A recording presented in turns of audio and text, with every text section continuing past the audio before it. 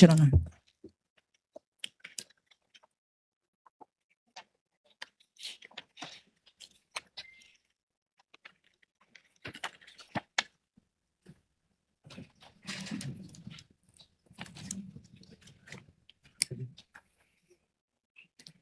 For the record, the witness is is examining an audit observation memorandum dated September 14, 2023, covering the period December 21 to 31, 2022, or an 11-day period.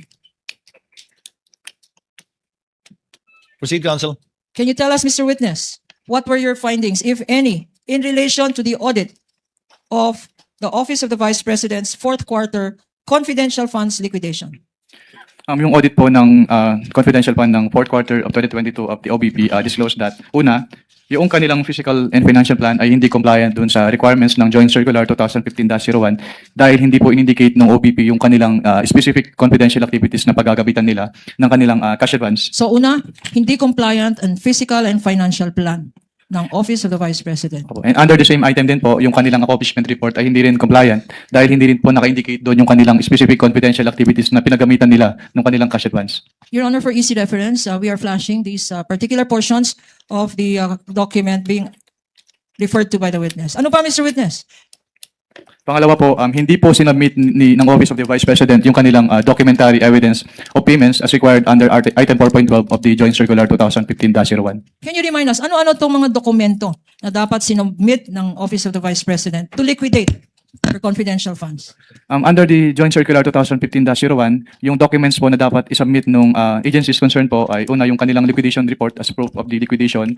Pangalawa ay yung kanilang mga documents na ginamit nila sa grant ng cash advance which include the disbursement voucher, yung cheque, yung obligation request, yung physical and financial plan, at yung kasama din po yung accomplishment report ng agency, quarterly accomplishment report at yung proof of submission to the Office of the President, the Senate President, and the Speaker of the House, yung certification po ng accountable officer on the utilization of the confidential fund, yung designation ng special disbursing officer in case the head of the agency ay hindi po yung SDO, yung specimen signatures po noong signatories ng documents, yung fidelity bond po, yung certification from the agency accountant na walang unliquidated cash advances, yung SDO. At yun po. At sinabi mo earlier, na At yun ito, po pala yung documentary evidence of payments. so these are the documentary evidence required. Sinabi mo earlier in your testimony that there were discrepancies and insufficiencies in this document submitted. Yes, ma'am. Ano pa ang observation mo, Mr. Witness? Yung pangatlo po, yung disbursement voucher po ay, yung approval portion ng disbursement voucher ay, actually yung, katulad nga po nung nasabi ko kanina, yung disbursement voucher, ang nakalagay na period covered ay calendar year 2022, which is inconsistent with the physical and financial plan dahil ang naka-indicate po doon sa physical and financial plan, yung cash advance ay 44th quarter of 2022. Okay. Ano pa? Meron pa ba? Yun lang po, ma'am. Merong mga sanyamit rin sa yung mga acknowledgement receipts. Mr. Witness? Pwedeng pa ulit po ng tanong. Wala pa. Sa quarter na to, wala pa. Okay. Ngayon, in the last page of this document, there appears a signature on top of the name Nilda Plaras. Who is this Nilda Plaras, if you know? Si Assistant Commissioner Nilda Plaras po yung head of the ICPAO during this time po. And how do you know that this is her signature? I saw her sign other documents and her signature on those documents is the same po with her signature in this AOM. Pagkatapos na issue ng COA-ICFAO ng office mo, itong Audit Observation Memorandum, what happened next, if any? After po ma-issue, tama po ba yung tanong? Ma-issue?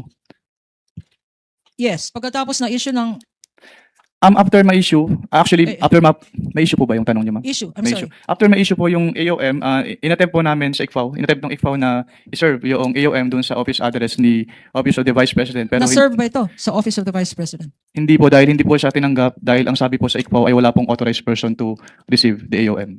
When was this attempt at service of this AOM? It was around the second week of September of 2023 po. So what happened next? Nung hindi ka kayo successful mag-serve ng AOM, what did you do? Actually, on the afternoon of the same day po na nag-attempt si ICFAO na mag-serve ng AOM, nag-submit po si Office of the Vice President ng revised accomplishment report sa ICFAO. So on the same day, hindi nyo na-serve but nag-submit ng revised accomplishment report ng Office of the Vice President. If shown to you, a copy of this accomplishment report, Prosecution's Exhibit P-1-17-A. Assisting counsels may approach. of both parties. Also stipulated by the defense. The common document.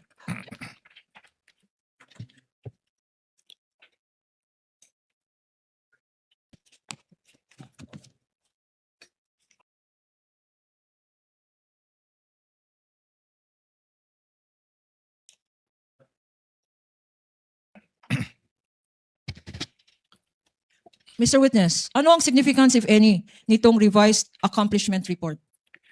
Ang significance po nito, dito po naka-indicate yung specific confidential activities po na pinagamitan ng cash advance ng OBP. So as compared po doon sa kanilang initial accomplishment report na sinubmit, wala po doon naka-indicate na specific confidential activities.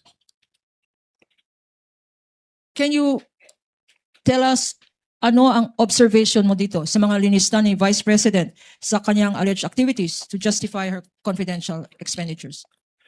Based on this document po, some of the line items as presented po na confidential expenses ay hindi among the allowable expenses under item 4.8 of the joint circular. Okay. At yung items po na yun, Ano-ano ang mga items na yon? yung letter E po, yung provision of medical and food aid for 40 million pesos at yung payment of incentives or traveling relative to confidential operations na 10 million pesos. Isa-isahin natin. Ano? Sinabi mo na ang hindi pwede dyan yung Letter E and letter F po. letter D, Letter E po. E. E and letter F. What item is this and how much? Yung letter E po, yung provision of medical and food aid na 40 million pesos at yung letter F na payment of incentives or traveling relative to the confidential operations na 10 million pesos. Bakit hindi allowed ang medical expense for 40 million? Dahil yung hindi po siya kasama dun sa enumeration ng item 4.8 at yung enumeration po na yon ay exclusive. Yun lang po yung Exclusive. allowable confidential expenses based on the Joint Circular 2015-01. What do you mean when you say the enumeration in the circular is exclusive? Anong ibig sabihin ng exclusive? Kapag sinabi pong exclusive, ay doon lang pwedeng gamitin. So other than those enumerated po, ay hindi na po siya allowed as confidential expenses. So 40 million na gamot, hindi allowed. Ano pa nakita mo dyan? Yung item B po, yung payment of reward. Kasi aside from this accomplishment report, hindi po sila nag-submit noong any document evidencing the success of the information gathering or surveillance activities on account of the information given by the informer as required po under item 4.8.5 of the Joint Circular 2015-01. So sa particular item na yan, yung payment of rewards, you are saying, our understanding is, hindi sapat na magsabi lang ng pangalan. Kailangan under the circular again? Ang sinasabi po ng circular ay dapat mag-submit sila ng document supporting the payment of reward na nag-evidence ng successful surveillance activity or information gathering on account of the information given by the informer. So kung may payment of reward, dapat may supporting document na nagpapatunay na successful ang result ng activity na yan, yung information gathering. Ang tanong sa'yo, Mr. Witness, meron bang mga dokumentong sinubmit to show the success of that surveillance? As of the time po na sinamit itong revised accomplishment report na ito, wala na po silang ibang sinamit na document evidencing the success of the information gathering or surveillance activities. We now go to anything. Mr. Witness, what happened? Nung sinubmit ba ng Vice President yung sinasabi mong revised accomplishment report, rinevise mo rin, ang findings nyo sa audit observation memorandum? Objection, Your Honor, leading. With the permission of the objection is sustained. With the permission of the parties, earlier it was agreed by the senator judges that we would be pausing hopefully in time for lunch really, and it has gone beyond already 12 o'clock. So before proceeding to I presume a common exhibit previously stipulated to by both parties, you're referring to the AOM of October 3, 2023. Let's pause in the meantime. With the permission of the parties, again in compliance with the agreement earlier made among the senator judges. And we shall resume at 1 o'clock in order to afford the parties enough time for lunch.